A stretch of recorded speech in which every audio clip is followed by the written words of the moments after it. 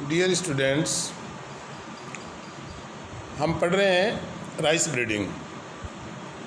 पिछले लेसन में हमने राइस के बारे में, उसकी इम्पोर्टेंस के बारे में, उसके एरिया, प्रोडक्शन, प्रोडक्टिविटी के बारे में, उसके वर्ल्ड की स्थिति के बारे में, इंडिया में और इंडिया में स्टेट, इनके बारे में हमने अध्ययन किया।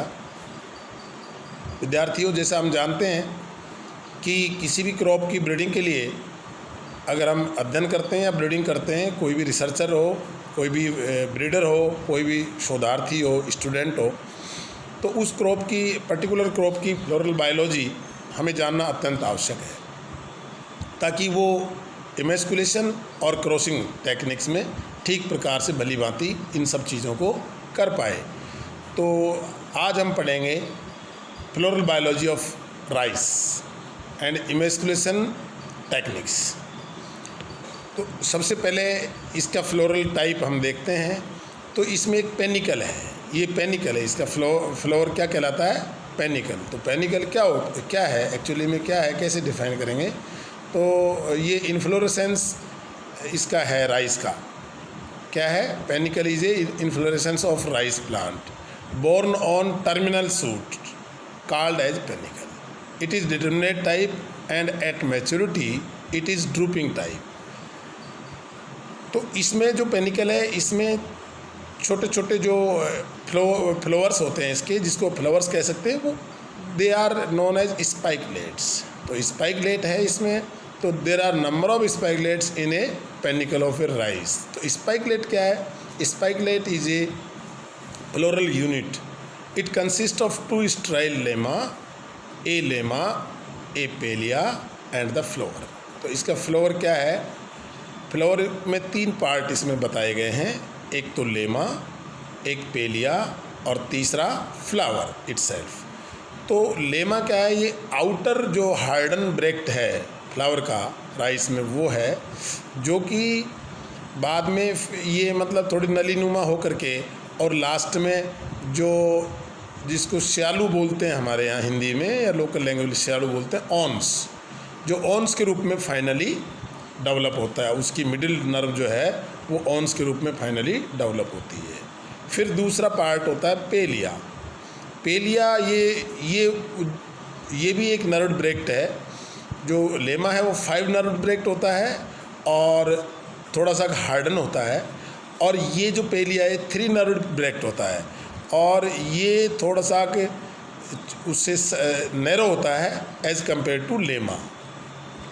इसके बाद इनके अंदर जो होता है वो फ्लावर है।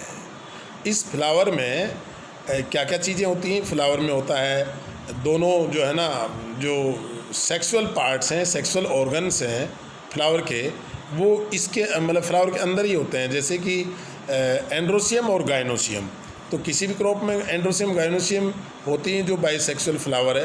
तो राइस का फ्लावर है वो कंप्लीट फ्लावर है, बाइसेक्सुअल फ्लावर है। तो इसके अंदर एंथर्स होते हैं। तो इसमें 6 एंथर्स होते हैं, यानी 6 स्टेमन्स होते हैं, और एक ओवरी होती है, पिस्टिल होती है, 2 स्टिग्मा होती हैं, और पिस्टिल के अंदर एक ही ओव्यूल होता है। इस प्रकार से अगर हम देखें तो राइस एक ग्रेमिनी फैमिली का सदस्य है, यानी ग्रास फैमिली का सदस्य है। इसका इन्फ्लोरेसेंस अन्य जो दूसरी जो ग्रेमिनी फैमिली के मेंबर्स हैं, जैसे कि गेहूं है, बार्ले है, इन सबके समान है, एक्सेप्ट वन मेजर डिफरेंस। वो क्या है कि इसके अंदर जो इन्फ्लोरेसेंस है, इसके अंदर मेजर डिफरेंस राइस में यही है कि इसमें 6 वो एंथर्स होते हैं as compared to rice and barley. तो नंबर ऑफ स्टेमन्स में या नंबर ऑफ एंथर्स में एक इसमें मेजर डिफरेंस होता है। उन सब में बाकी ग्रेमिनी फैमिली के मेंबर्स हैं, उनमें 3 स्टेमन्स होते हैं और इसमें 6 हैं। तो ये जानकारी हमें रखना या जानना, ये जानकारी जानना अत्यंत आवश्यक है, क्योंकि जब हम इमेस्कुलेशन करेंगे तो हमें ये जानकारी होनी चाहिए कि हमने एक फ्लोरेट में से कितने एंथर को चुन के बाहर निकाल दिया। अगर हमें पता है कि 6 हैं, 6 के 6 को निकाल दिया, तो ये हमें ये सुनिश्चित करता है कि ये फ्लोरेट इमेस्कुलेटेड हो चुका है। इसके फ्लोर को हम कैरियोप्सिस टाइप फ्लोर कहते हैं, मतलब सॉरी फ्रूट कहते हैं। और जहाँ तक पोलिनेशन का सवाल है, पोलिनेशन भी एक बहुत मेजर रोल करता है कि whether a crop is self pollinated और क्रॉस पोलिनेटेड। तो ये जो उसका ब्रीडिंग मेथड है या उसका क्रॉसिंग और इमेस्कुलेशन टेक्निक्स है, वो इस बात पर बहुत कुछ निर्भर करता है कि हमारा फ्लावर का नेचर ऑफ पोलिनेशन क्या है। तो राइस का नेचर ऑफ पोलिनेशन है सेल्फ पोलिनेटेड। ये लगभग 7% सेल्फ पोलिनेटेड क्रॉप है। इसमें जो नेचुरल क्रॉस पोलिनेशन की मात्रा है वो 0 से 3% तक हो सकती है, और on an average it may be 0.5% natural cross pollination में be found in the rice. इसमें जो पोलन शेडिंग है ये फ्लावरिंग ओपनिंग के साथ साथ ही शुरू हो जाती है, और इसकी जो ब्लूमिंग है यानी फ्लावर का खिलना है और मैच्योरिटी ऑफ द एंथर्स है, ये स्पाइकलेट्स के अपेक्स या टॉप से स्टार्ट होकर के उस स्पाइकलेट्स में होती है जो टॉप पर होते हैं, वहाँ से मतलब इट प्रोसीड्स डाउनवर्ड, मतलब नीचे की तरफ धीरे धीरे प्रोसीड होती है। जो पेनिकल है स्टार्टिंग टॉप से होगी ब्लूमिंग की, और it will proceeds to downward. Blooming normally प्रातः 10 बजे से और 2 बजे के बीच में होती है, यानी मिड ऑफ द डे ये ब्लूमिंग इसमें मेनली होती है। और इसका जो पेनिकल है ये प्राय ब्लूम पर रहता है 2 से 4 दिन तक, हालांकि कई बार ये 7 से 10 दिन तक भी ब्लूम पर मिलता है, यानी वो तैयार रहता है उसका फ्लावर इमेस्कुलेशन क्रॉसिंग के लिए। और इसका जो ब्लूम है, इसकी जो यानी कि फ्लावरिंग है, ये एनवायरमेंटल फैक्टर से बहुत ज़्यादा प्रभावित होती है, जिसमें 3 फैक्टर्स हैं, टेम्परेचर, ह्यूमिडिटी, लाइट। ये बहुत मेजर रोल वो करते हैं। इसलिए जो ब्रीडर है, जो रिसर्चर है, जो शोधार्थी है, जो विद्यार्थी है, उन सब का इसकी जो मैक्सिमम ब्लूमिंग कब होती है, ये चूँकि एनवायरमेंटल फैक्टर से भी गवर्न होती है, तो ये उसका एक एक्सपीरियंस के आधार पे, ये एक आर्ट है ब्रीडिंग, तो ये उसके अपनी आर्ट के आधार पे, अपने उसके आधार पे वो तय करता है कि मैक्सिमम ब्लूमिंग के टाइम पे ही वो इसमें इमेस्कुलेट करके और क्रॉसिंग करने की प्रक्रिया को संपादित करे। तो इमेस्कुलेशन कैसे करेंगे? इसमें इमेस्कुलेशन जैसे दूसरी सीरियल क्रॉप्स में और ग्रेमिनी फैमिली के मेंबर्स वीट एंड बार्ले इत्यादि में करते हैं, वैसे ही हम एक ये लेंगे कैंची लेंगे और उसको बैक टिप जो फ्लोरेट की है उसको कट मार देंगे। तो इससे क्या होगा, जो ऊपर का जो आवरण है, जो उसके लेमा और पेलिया जो थे, वो आसानी से हमें हटाने में उसको थोड़ा हटा के, और जो एंथर्स है वो दिखेंगे, और एंथर्स को हम 1 बाय 1 करके फोर्सेप्स से या चिमटी से हटाएंगे, या फिर सक्शन मेथड से भी हम इसको पोलन ग्रेन्स को या एंथर्स को हटा सकते हैं। सक्शन मेथड क्या है? सक्शन मेथड में हम एक वो लेते हैं, पिपेट लेते हैं, एक छोटी पिपेट लेते हैं।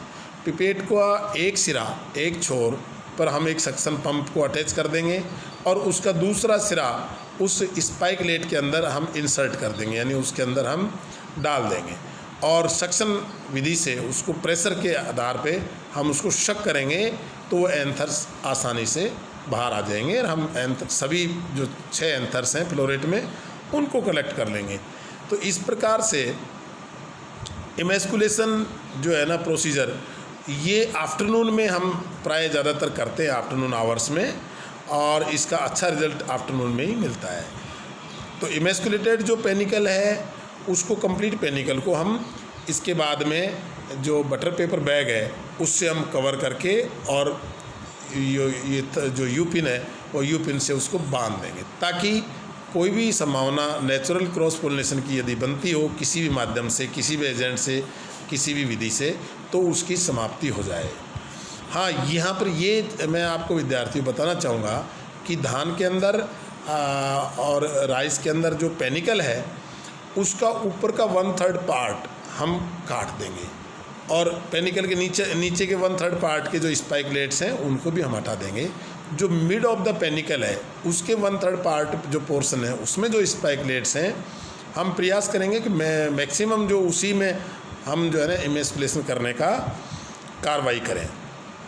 इस प्रकार से जो इमेस्कुलेटेड पेनिकल है उसको हम अगले दिन मॉर्निंग में हम पोलिनेशन की प्रक्रिया उस पर संपादित करेंगे। यानी किसी भी क्रॉप में इमेस्कुलेशन का प्रोसीजर हम a day before afternoon hours में करेंगे और नेक्स्ट डे मॉर्निंग आवर्स में हम, तो इसमें जो क्रॉसिंग की संभावनाएं हैं वो मैक्सिमम इसी पीरियड में रहती हैं। तो किस प्रकार से करेंगे, या तो हम हाथ से करेंगे कि हम फ्लोरेट लेंगे और उस पर हाथ से उसको जो राइपर एंथर्स है उसको हम जो इमेस्कुलेटेड स्पाइकलेट है उस पर हम टच कराएं, बार बार टच कराएं, तो वो जो एंथर्स है वहाँ स्प्राउट होगा और स्प्रेड हो जाएंगे पोलन ग्रेन्स। या फिर ऐसा हो सकता है कि हम जो पेनिकल है, शेडिंग पेनिकल है, जो पोलन ग्रेन जिसमें बिल्कुल मैच्योर्ड अवस्था में उपस्थित हैं, वो लेकर के और उसको हम एक टेस्ट ट्यूब में, जिसमें थोड़ा गर्म पानी हो, उस टेस्ट ट्यूब में लेकर के और उसको अच्छी तरह से शेक करके, और जो इमेस्कुलेटेड पेनिकल है उसको भी उसी में हम इंसर्ट करेंगे अपने